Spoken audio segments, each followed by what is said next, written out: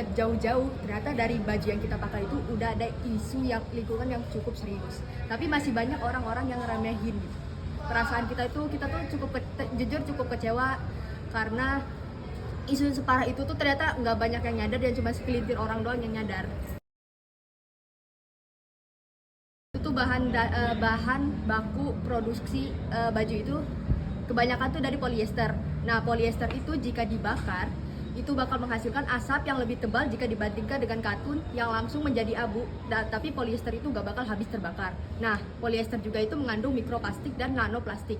Nah, nanoplastik itu tuh kalau di udara itu tuh nggak kelihatan dari kasat mata, sehingga kita tuh sejam bisa menghirup 26 partikel nanoplastik dan yang menyebabkan permasalahan dalam kesehatan pernapasan paru-paru. Nah, itu keduanya harus dirubah. Yang pertama itu dari pemerintahnya, sistem pemerintah. Nah, kalau di filmnya itu dibilang kalau misalnya sistem pemerintah itu kayak ngestopin program menanam kapas, sedangkan kita itu butuh kapas buat baju kita. Nah, terus abis itu pemerintah karena mereka ngestopin program itu, akhirnya mereka mengimpor kapas dari luar negeri, padahal lambang Pancasila kita itu ada padi dan kapas. Nah, tapi kita malah mengimpor kapas dari luar negeri. Nah, yang kedua itu adalah manusianya. Nah, di Indonesia itu ternyata masih kurang kesadaran manusia dalam membedakan mana kebutuhan sama mana keinginannya. Sehingga baju yang mereka beli itu karena mereka FOMO, jadinya mereka memenuhi keinginannya duluan. Nah, yang sehingga keinginannya itu ketika sudah tercapai, mereka cuman pakai sekali atau 2 kali doang, habis itu mereka buang.